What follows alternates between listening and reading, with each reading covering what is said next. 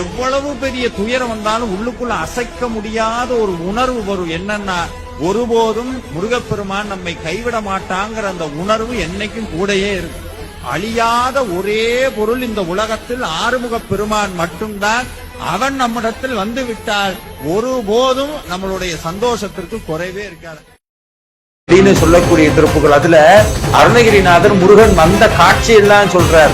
அப்படியே கடல், சிவபெருமான் அமைத்த கடலிலே வந்து அமர்ந்த பெருமாளேன்னு சொல்றார். திங்கள் அரவு நதி சூடிய பரமர் தந்த குமர அலையே பொருத செந்தில் நகரில் அமர்ந்து இனிய பெருமாளேங்கிறார். செந்தில் நகர்ல இனிதாக அமர்ந்திருக்கிற பெருமாளேன்னு சொல்றார். அற்புதமான திருப்புகள்.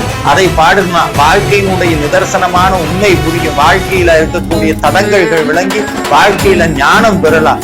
இந்த திருப்புகள் பாட பாட பாட பாட மனசுல அவ்வளவு சந்தோஷம் பெறுவோம்.